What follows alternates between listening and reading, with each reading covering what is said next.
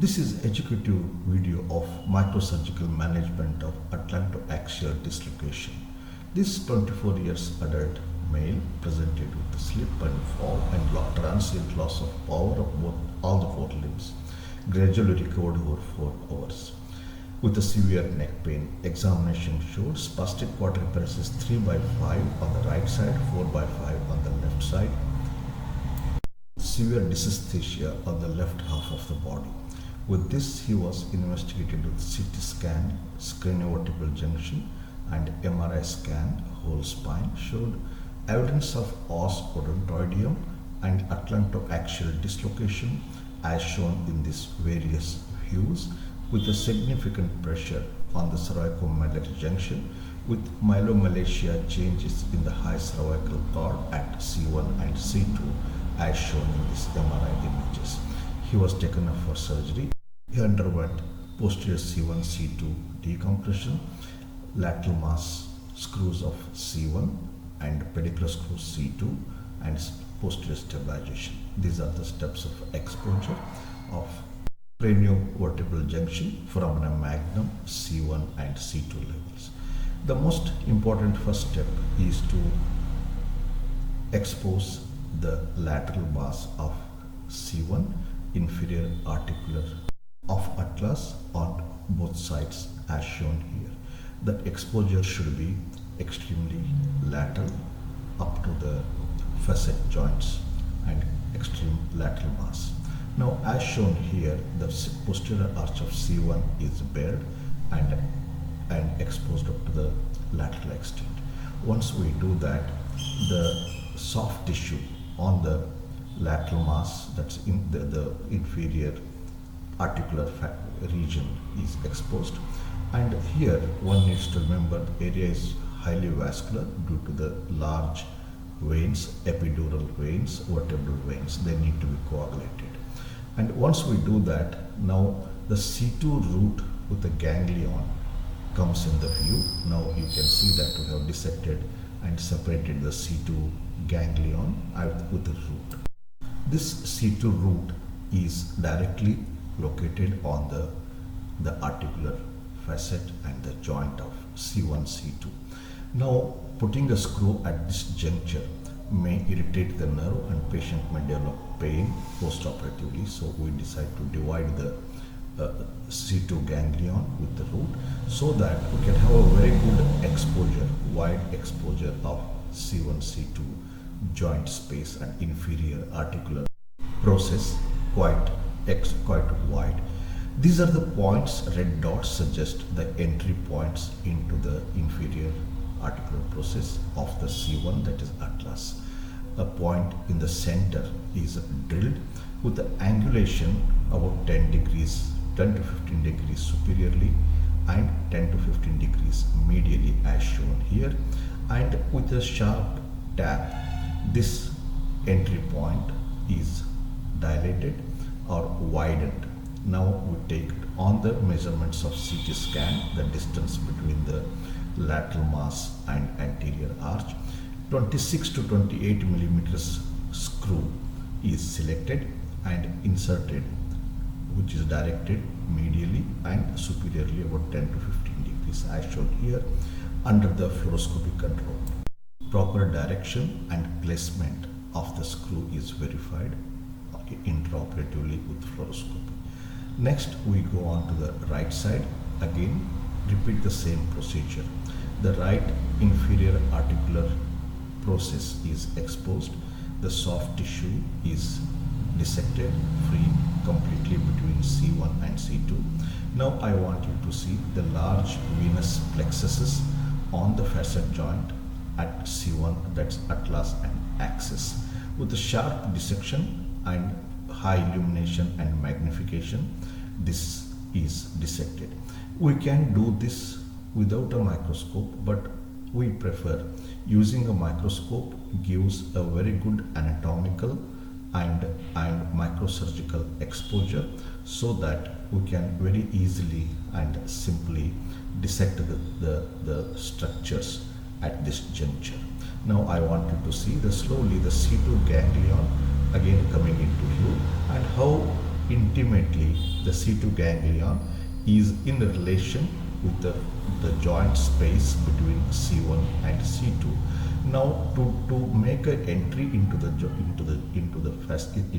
articular facet and articular region, the joint, the C2 nerve root needs to be retracted, and which may cause pain postoperatively. We again divide the C2 nerve root with a ganglion and create a wide space so that the screw can be very comfortably placed and safely, and postoperatively patient will not have any pain because of the presence of the C2 ganglion. Now the ganglion is divided and the joint space is exposed quite wide, as shown here, the ATLANTO axial joint space. Again, these are the dots, red dots suggest the point of entry into the lateral articular process, inferior articular process. With the 1 mm diamond drill, the hole is made, entry point, and again, as I mentioned to you earlier, 10 to 15 degrees medially and superiorly it is directed, and confirmed fluoroscopically. The area of entry is parallel onto the opposite side. The area of entry is widened with the tab, sharp tab, and again 2.6 to 2.8, that is 26 to 28 millimeters screw is gently guided in with the fluoroscopic control medially and superiorly 10 to 15 degrees. Again, it is confirmed radiologically through the fluoroscope intraoperatively. Now that is the C1-C2 screws are placed, and that is the anatomical picture what you get after the insertion of the screws. Now we come down, C2, that is axis, the lateral part of the axis is exposed. These are the diagrammatic representations of area of entry on the lateral part of the C2, that is axis. The midpoint of the laminae at the extreme end, where the pedicle joins the laminae, the hole is made, small hole with the drill, 1 mm drill, and here you can be either 10 degrees superiorly, or you can go straight inside and drill it till you feel the giveaway sensation entering the body of C2. Again, the process is confirmed with the fluoroscopy during the surgery. Now the entry tract is widened, and with the tab the part is opened up so that screw goes easily without damaging the bone. Now that is the widening of the entry point inside the pedicle of C2, and again 26 to 28 millimeters or 2.6 to 2.8 centimeters screw is inserted, directed about 10 degrees superiorly and straight inside into the laminae and pedicle as shown here, and is confirmed with the radiology the correct direction and placement of the screw as shown here. Once that is done, similar process is carried out onto the left side as shown here. The lateral part of the C2 is exposed again at the junction of laminae and the pedicle of C2 drilled, and about 1.5 centimeters deep you keep drilling till you give a giving way sensation when you enter into the body of C2. Again, that entry track is widened with the tab so that screw goes easily and without damaging the internal structures or the bone. Now again 2.6 centimeters or 2.8 centimeters depending on the measurement, the screw is taken and inserted in the same direction of 10 degrees superiorly and straight inside the body of C2. During the insertion of the screw, there will be mobility of the C2 body due to dislocation. We can stabilize it with the hook and pull it towards us and so that the putting the screw, insertion of a screw becomes smooth and easy as shown here, and the pressure on the dura mater and the cord can be avoided. Now the C2 screw on the left side and the right side, both sides are placed as shown here, and again they are confirmed with imaging the proper location and placement of the screws. Now once that is done, the rod lengths on both sides are measured and the connecting rods are prepared according to the measurement, and proper length of the rod is made. Now once that is done, next most important step is to decompress the C1 posterior arch of utmost importance. Either we can drill it or we can nibble with the small 1 to 2 millimeters nibbler, and the bone removed from posterior arch is preserved so that we can use it as a bone graft at the end of the surgery to stabilize, bone is stabilized posteriorly. Gently under the microscope with high illumination and magnification, C1 arch is removed. That's what already I mentioned to you earlier. We can do this procedure without a microscope, but doing under the microscope gives a very good exposure and anatomical understanding, and the fineness and the anatomical locations of the various structures are delineated in a high illumination and magnification. The precision becomes much comfortable, easy and safe to the patient.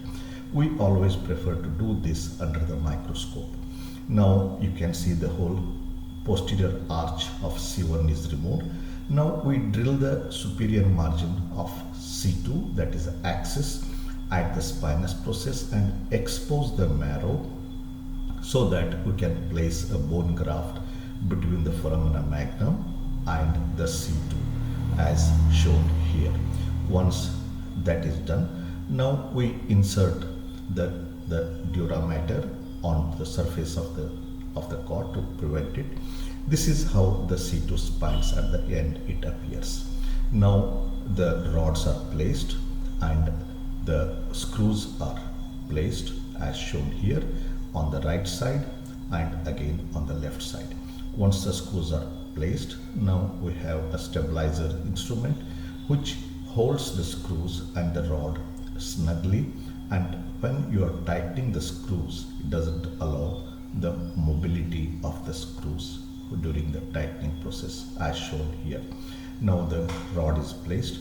This is the instrument where it stabilizes the rod and the screws and doesn't allow the mobility of the screw during the tightening process and displacement of the screws.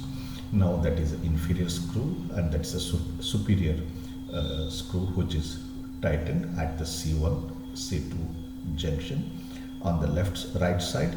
Now similar procedure is carried on the left side. The screw is tightened inferiorly and superiorly, C2 and C1 after placing the rod.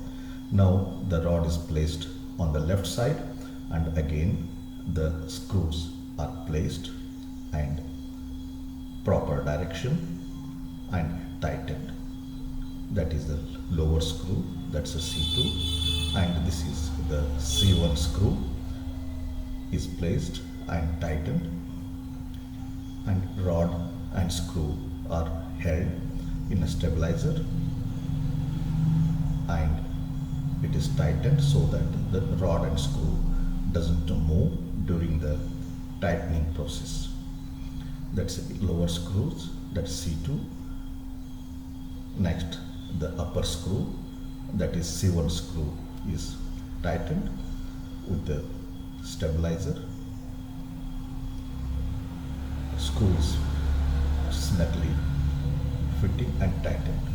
Now once that is done, the bone pieces which you have collected are placed on the gel foam on the posterior part of the dura mater, not directly on the dura, and they are placed between the foramina magnum and the C2 arch which you have drilled and covered with a gel foam so that they don't get displaced subsequently and move away. This is the anatomical structure of the placement of the screws on the left side and the right side as shown here. That's the end part of the surgery. Wound is closed in 3 layers with a drain. This is post-operative clinical status on day 2. Power has improved on the left side, which he had grade 3 plus. Now he is grade 5. Now on day of discharge, day 6, he goes home ambulant, no deficits, power has improved, and this is the post-operative X-rays showing the placement of the screws. This is our neuroanesthesia team and our presence online with more than 525 macrosurgical endoscopic navigation guided educative neurosurgical operative procedural videos on our YouTube video Atlas. Thank you very much for viewing.